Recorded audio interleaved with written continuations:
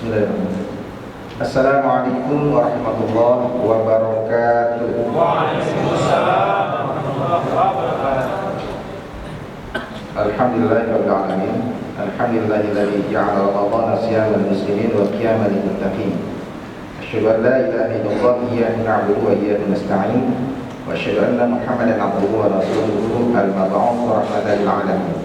Allahumma shalli wa sallim ala nabiyyina Muhammadin wa ala alihi wa ashabihi wa junudihi wa ansarihi wa man jahada fi sabilihi ila yaumil din.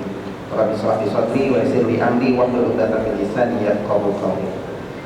Bapak Ibu jamaah salat Isya dan tarawih yang dimuliakan Allah, berbahagia sekali pada malam hari ini kita masih bisa bermuajahah berkumpul di dalam Masjid Al-Muhajirin, walaupun dengan kuantitas yang semakin berkurang. Tapi mudah-mudahan disinilah mulai proses seleksi itu dimulai. Ibu-ibu, menurut informasi yang saya dengar, baru kali ini pas saya ceramah naik ke atas, begitu antusiasnya ibu-ibu. Jadi baru malam ini saya jadi merasa tidak confidence. Hadirin yang dimuliakan Allah, banyak orang yang ingin percaya diri, ingin eksis, ingin viral, kemudian melakukan sesuatu yang jauh dari aturan agama, hanya lantaran ingin banyak yang ngasih jempol, banyak yang subscribe, banyak follower. Akhirnya berbuat sesuatu seolah-olah memiliki, padahal tidak memiliki. Memiliki ilmu, seolah-olah ada ilmunya, padahal kosong. Memiliki harta benda mewah, kemudian dipamerkan, eksis, dipublish di media sosial, padahal bukan punyanya. Jadi semuanya bohong. Benar tapi bohong. Nah, hal-hal seperti itu bukan mendatangkan pahala di sisi Allah. Banyak mungkin orang yang mengikutinya, semua pembicaraan, postingan dan sebagainya, banyak yang komentar bagus, tapi semuanya bohong. Itu baru di dunia nyata, belum lagi di dunia maya, belum lagi di dunia nyata. Seolah-olah berpenampilan mewah, padahal semuanya cuma imitasi. Datang ke tempat tertentu pakai mobil yang hebat, padahal cuma nyewa. Ingin terlihat hebat, tapi bukan punyanya. Nah, kaum muslimin yang dimuliakan Allah, kalau kita ingin menaikkan harga diri, menaikkan prestis, menaikkan derajat di hadapan manusia, apalagi di hadapan Allah Subhanahu wa Ta'ala, maka cara-cara yang dilakukan haruslah cara-cara yang sesuai dengan agama. Jangan sampai kita menaikkan prestis, menaikkan derajat, padahal sesungguhnya rendah, baik di mata manusia maupun di mata Allah Subhanahu wa Ta'ala. Karena itu ada beberapa tips, beberapa kiat yang bisa kita jadikan sebagai acuan kalau kita ingin menaikkan derajat di hadapan manusia dan juga di hadapan Allah. Tips yang pertama adalah beriman yang benar kepada Allah Subhanahu wa Ta'ala. Dengan beriman yang benar, maka dia akan mulia. Dia akan dibedakan satu dengan binatang. Karena binatang gak pakai baju, dia pakai baju, mulia. Sekarang banyak orang yang tidak memakai baju merasa mulia. Semakin sedikit bajunya, semakin merasa harga dirinya naik. Padahal semakin sedikit bajunya, semakin rendah di hadapan manusia dan juga Allah Subhanahu wa Ta'ala. Jadi kalau dia ingin mulia, maka dia harus percaya diri dengan keimanannya. Apa kata Allah Subhanahu wa Ta'ala dalam surat Al-Imran ayat 139? Allah berfirman, "Wala tahinu wala tahzanu wa antumul a'launa in kuntum mu'minin." Janganlah kamu tidak pede tidak confidence, tidak percaya diri, malu, galau. Wala tahzanu, jangan pula bersedih hati. Wa antumul a'launa, padahal kamu itu sungguh tinggi, kata Allah. In kuntum mu'minin, seandainya kamu beriman kepada Allah Subhanahu wa ta'ala. Jadi yakinlah kita semua. Boleh orang mengaku hebat, tapi kalau nggak ada iman, rendah. Boleh orang mengaku pintar, tapi kalau nggak ada iman, rendah. Boleh orang punya segala sesuatu, tapi kalau tidak ada iman, tetap saja rendah. Dan kebanggaan kita nanti di yaumil akhir adalah kita masih punya iman. Tetapi iman yang seperti apa yang bisa dibanggakan? Iman yang bisa dibanggakan adalah iman yang tahan uji. Iman yang tahan uji. Ada seorang ulama yang mengatakan begini, iman kita itu seperti cucian basah. Jadi kalau cucian basah itu basah, dia akan dijemur, tapi harus diperas terlebih dahulu sampai tetesan yang terakhir. Itulah kualitas keimanan kita. Sekalipun ujiannya begitu menyiksa, harga-harga naik, bukan cuma minyak, bukan cuma bensin, mungkin juga akan yang lain. Begitu berat ujiannya, tapi kita masih bisa tenang sholat. Masih banyak orang yang berbagi buka puasa, masih banyak orang yang mau sedekah. Itu menandakan sekuat apapun perasaan cucian tadi, masih ada air yang menetes. Masih bisa kita berkontribusi walaupun dalam keadaan yang sangat sulit. Nah, inilah kualitas iman yang diharapkan. Dia mampu bertahan walaupun dalam keadaan susah. Kaum muslimin yang dimuliakan Allah, orang-orang yang punya keimanan seperti ini akan mulia. Bukan hanya di hadapan manusia, tapi Allah angkat derajatnya. Ini benar nih imannya nih, benar nih sholatnya, ini benar nih puasanya. Kenapa? Dia mampu membuktikan dalam kehidupan sehari-hari. Kemudian yang kedua, orang itu akan diangkat derajatnya oleh Allah Subhanahu wa ta'ala kalau dia punya ilmu yang bermanfaat untuk kehidupan dunia dan juga kehidupan akhirat. Apa kata Rasulullah? Khairun nas anfa'uhum linnas. Sebaik-baik orang itu adalah orang yang mampu memberikan kontribusi, memberikan manfaat bagi orang lain. Bohong kalau orang tidak mampu memberikan manfaat, kalau dia nggak tahu ilmunya. Maka orang yang bisa bermanfaat buat orang lain adalah orang yang punya pengetahuan.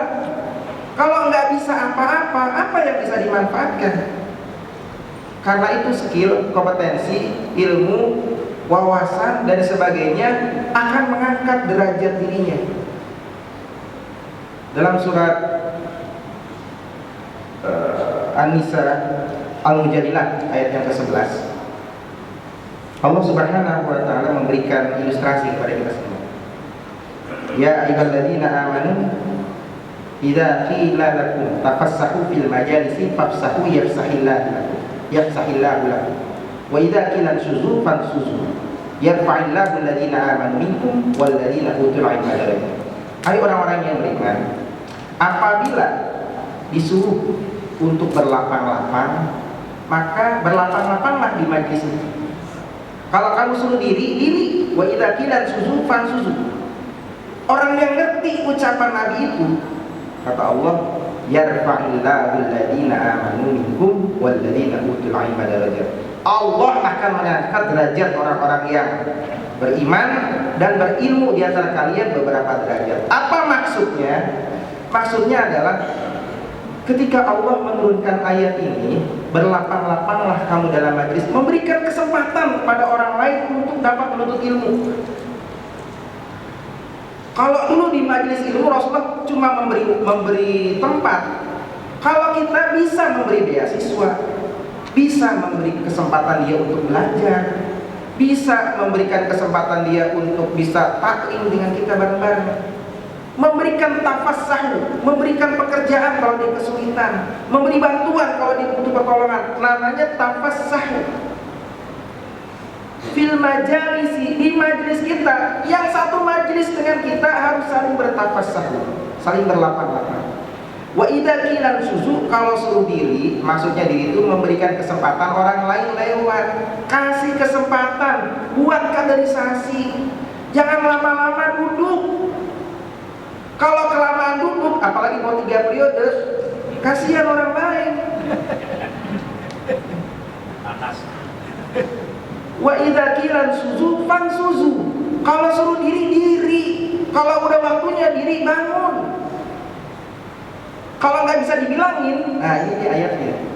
Yarfa'illahu alladziina aamanu minkum walladziina utul ilma darajat. Mafhum mukhalafahnya adalah orang itu akan direndahkan Allah walaupun dia beriman tapi nggak punya ilmu.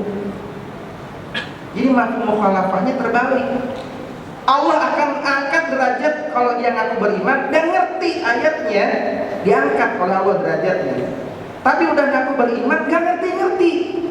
Nah, ini akan direndahkan Allah Subhanahu wa ta'ala. Wa idza qila suzu fansuzu. Kalau suruh diri, jangan kelamaan itu. Nah, kemudian ayat yang selanjutnya, dan Allah Maha teliti dari apa yang kamu kerjakan. Wallahu bima ta'maluna khabir. Allah tahu maksud kalian semua, ngerti kenapa di situ, kenapa harus lama, kenapa nggak mau bergerak dan sebagainya. Wallahu bima ta'maluna khabir. Allah Maha tahu, Maha teliti apa yang kamu kerjakan. Nah, kaum muslimin yang dimuliakan Allah Subhanahu wa ta'ala, kita ingin diangkat derajatnya oleh Allah Subhanahu wa ta'ala dengan memiliki iman yang benar kepada Allah Subhanahu wa ta'ala. Kemudian yang kedua, punya ilmu, ngerti. Jadi kalau orang dibilangin harus tahu. Ini orang beriman tidak mau berlapang-lapang. Ketika harga-harga naik, rame-rame menyembunyikan barang. Kasihan orang cari-cari barang, nggak ketemu. Nggak mau berlapang-lapang, nggak mau ngasih orang lain kesempatan untuk membeli dengan harga yang terjangkau. Dan jenis orang seperti itu termasuk orang yang rendah. Kelakuannya sama seperti Yahudi yang suka menimbun barang, yang suka mempermainkan harga. Di masa Rasulullah SAW, ketika Khalifah dagang Utsman bin Affan datang di masa yang sangat paceklik, mau dibeli dengan harga 10 kali lipat, nggak dikasih. Kalau 100 kali lipat mau, nggak dikasih juga. Terus siapa yang mau beli? Yang mau beli adalah Allah.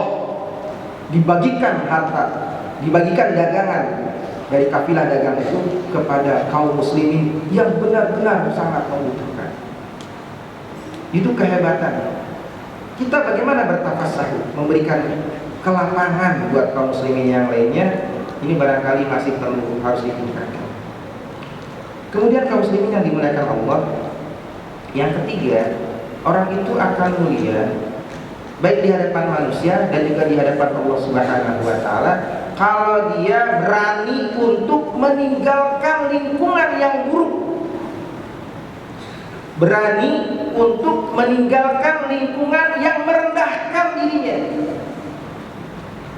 Tidak seperti buih di lautan, ikut arus ke kiri, ikut arus ke kanan, ke kanan. Sama seperti perkiraan Rasulullah SAW, nanti suatu saat umatku itu seperti makanan yang diburu dari segala penjuru. Para sahabat bertanya, awamin kilatin bina ya Rasulullah, apakah kita termasuk minoritas? Kemudian Rasulullah menjawab, nah, enggak. Bal innakum kasirun, bahkan kalian itu mayoritas. Bal innakum kasirun, bahkan kalian mayoritas, kata Rasulullah. Walakinnakum busa isayl, tetapi kalian seperti buih di lautan, terombang-ambing gitu saja. Kenapa? Mereka semua takut akan kematian dan terlalu cinta kepada dunia. Takut kehilangan jabatan dan terlalu takut akan kehilangan nyawanya. Kaum muslimin yang dimuliakan Allah, inilah kondisi umat Islam sekarang.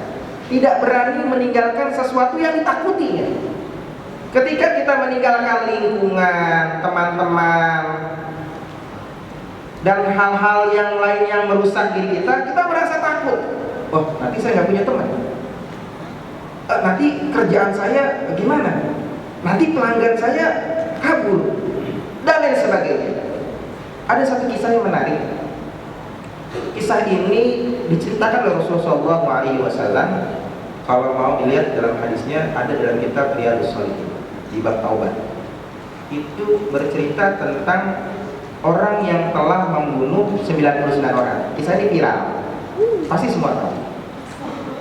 Tapi yang ingin saya sampaikan adalah ketika orang itu sudah membunuh 99, kemudian digenapkan menjadi 100, dia bertemu dengan orang alim. Bertanyalah pembunuh tadi, kira-kira nih dosa saya masih bisa diampuni nggak? Kemudian orang alim itu menjawab, bisa. Wah, senang sekali. Tapi ada syaratnya. Apa syaratnya? Tinggalkan kampung halamanmu itu dan pergi ke kampung yang ciri-cirinya begini-begini, ikutlah beribadah bersama orang-orang di situ.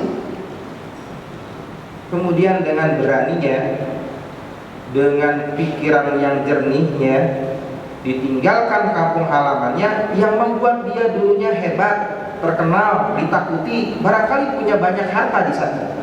Ditinggalkan kampung halamannya, kemudian pergi di kampung yang ciri-cirinya sudah disebutkan tadi, pengen beribadah bersama orang-orang di kampung itu. Walaupun dalam perjalanannya nggak sampai niatnya, keburu wafat. Saya tidak ingin menceritakan perdebatan antara malaikat ini dengan malaikat itu, tapi pada ujungnya dia dimasukkan Allah Subhanahu wa Ta'ala ke dalam surga. Apa poin pentingnya? Poin pentingnya adalah kalau Allah saja ridho, rela, ikhlas menempatkan hamba yang penuh dosa itu ke dalam surganya, lantaran keberanian dia meninggalkan lingkungan yang buruk dengan semangat yang besar untuk datang ke tempat yang dituju. Belum mengerjakan apa-apa, baru semangat saja, niatnya sudah kuat, itu sudah layak mendapatkan surga, dimuliakan oleh Allah Subhanahu wa Ta'ala. Jadi kalau orang masuk surga itu mulia, orang masuk neraka itu hina. Ini Allah muliakan, Allah tempatkan di surga. Sekarang kembali pada konteks kita. Apakah kita berani meninggalkan lingkungan yang buruk itu? Berani meninggalkan teman-teman kita? Kalau ada di Facebook orang semacam itu, kita unfriend. Kalau ada di follow, ada di Instagram, unfollow, gak usah diikutin. Kalau ada di WA, kita hapus aja namanya, kita keluarin dari grup kalau perlu, kalau ada grupnya. Kenapa? Nggak menambah rasa cinta kita kepada Allah Subhanahu wa Ta'ala, tidak meninggikan derajat kita di hadapan Allah Subhanahu wa Ta'ala, bahkan kita merasa hebat, jauh dari Allah Subhanahu wa Ta'ala. Berbahaya orang-orang seperti itu. Kemudian ada pertanyaan, Pak, kan nggak ada lagi hijrah tempat, hijrah makan. La hijrati ba'da hijrati ana, kata Rasulullah. Nggak ada hijrah model kayak begini dari kota Mekah ke kota Madinah, nggak ada. Setelah hijrahku ini, kata Rasulullah. Memang bisa jadi tempat kita tidak berhijrah, tapi yang dimaksud hijrah di sini adalah berpindah lingkungan. Bisa jadi tinggal mah di Selipi, tapi mainnya di Tomang. Kenapa? Di Selipi udah rusak. Maaf, misalnya ini Selipi memang nggak rusak. Saya pernah ceramah di daerah Tambora. Jam 3 pagi masih banyak perempuan-perempuan seumuran SMP masih kelayaban. Nggak nyari sahur, Pak, Bu. Kelayaban kalau nyari sahur mah mampirnya paling ke warteg gitu ya, atau ke warung makan. Ini mah mampirnya di warung-warung begituan. Ketika kita mau kuliah subuh baru pada pulang. Lingkungan seperti itu bisa jadi banyak orang soleh di sana. Tapi mainnya, menjaga keimanannya jangan di situ. Cari tempat yang lingkungannya bagus. Itu namanya berhijrah. Suatu saat nanti Allah akan mewafatkan kita semua. Orang-orang beriman ini semua akan wafat. Kemudian masuk neraka. Kok bisa? Orang beriman meninggal masuk neraka. Saya akan bacakan surat An-Nisa ayat 95. Innal ladzina tawaffatuhumul malaikatu zalimi anfusahum. Mereka semua dalam kondisi menzolimi diri mereka sendiri. Padahal mereka beriman, tapi dianggap oleh Allah menzolimi diri mereka sendiri. Kemudian malaikat bertanya, qalu fima kuntum? Kok bisa? Gitu. Bahasa kitanya. Qalu fima kuntum? Kok bisa masuk neraka? Kemudian mereka menjawab, qalu kunna mustada'fina fil ardh. Kami ini dulunya nggak berdaya. Memang peraturannya begitu, konstitusinya begitu, undang-undangnya begitu. Jadi saya ngikut aja. Qalu kunna mustada'fina fil ardh. Kemudian dijawab lagi sama malaikat, qalu alam takun ardullahi wasi'ah fatuhajiru fiha. Bukankah bumi Allah ini luas? Kenapa nggak pindah? Fatuhajiru fiha. Kok nggak ada niatan berpindah lingkungan? Ulaika ma'wahum jahannam. Mereka-mereka yang punya nggak ada niatan seperti itu, tempatnya di neraka jahanam. Wasa'at masiro, dan seburuk-buruk tempat kembali. Jadi kaum muslimin yang berbahagia, minimal kita punya niat untuk berubah. Kalau nggak mampu berhijrah tempat, kita bisa berhijrah lingkungan pergaulan. Kita bisa memilih-milih teman. Kita bisa mengkondisikan keluarga kita untuk tidak bergabung bersama komunitas-komunitas yang nggak jelas. Kita bisa. Diminta oleh Allah Subhanahu wa taala, fatuhajiru. Kenapa nggak pindah? Kan bumi Allah itu luas. Emang bumi Allah cuma diselipi doang? Cuma di Kemanggisan doang? Bumi Allah itu luas. Inilah perintah Allah Subhanahu wa taala kepada kita semua agar berani mengambil sikap, menentukan lingkungan kita sendiri, tidak ditentukan oleh orang lain. Menentukan lingkungan buat keluarga kita sendiri, bukan ditentukan oleh orang lain. Kita bisa memilih sekolah, kita bisa memilih teman pergaulan, dan lain sebagainya. Inilah orang-orang yang akan diangkat derajatnya oleh Allah Subhanahu wa taala. Kemudian yang terakhir adalah orang itu akan bisa diangkat derajatnya oleh Allah, baik dalam keadaan di dalam kehidupan dunia maupun kelak nanti di akhirat, adalah kalau dia mampu bersungguh-sungguh melaksanakan perintah Allah Subhanahu wa taala. Bersungguh-sungguh melaksanakan perintah Allah Subhanahu wa taala. Bersungguh-sungguh dalam bahasa Arabnya, jangan takut ya. Dalam bahasa Arabnya itu berjihad. Jangan kita kobi dengan kata-kata berjihad, karena berjihad terambil dari bahasa Arab jahada yujahidu jihad. Artinya bersungguh-sungguh menjalankan perintah Allah Subhanahu wa taala. Bukan artinya perang, bukan. Perang itu pada konteks pertempuran, baru jihad bisa bermakna perang. Tapi dalam konteks damai, jihad berarti bersungguh-sungguh menjalankan perintah Allah Subhanahu wa taala. Bu, nggak tidur kan? Oh, enggak. Jadi kalau ada orang mau pergi ke masjid, ketahuan ada orang punya jihad apa enggak? Begini. Ngapain begini? Oh, gerimis. Nggak jadi masjid. Orang yang punya semangat jihad, dia akan berangkat ke masjid. Kalau cuma gerimis doang, gampang. Orang yang punya semangat jihad, sakit perut dikit, berangkat ke masjid. Orang yang punya semangat jihad, walaupun nggak punya apa-apa, jalan. Ini orang yang punya semangat jihad. Tapi yang tidak punya semangat jihad, baru netes berapa tetes, ya mendung nih. Nggak jadi. Jadi berangkat, nggak ada payung, nggak jadi berangkat. Maka muslimin yang dimuliakan Allah Subhanahu Wa Taala, berjihad ini penting agar kita punya kemuliaan. Seluruh amal yang kita lakukan harus dengan jihad, harus dengan sungguh-sungguh menuntaskan semua kewajiban yang dibebankan kepada kita semua. Ini puasa baru 10 Ramadan, ya baru sepertiganya barangkali. Masih ada sisa 20 hari lagi atau 19 hari lagi.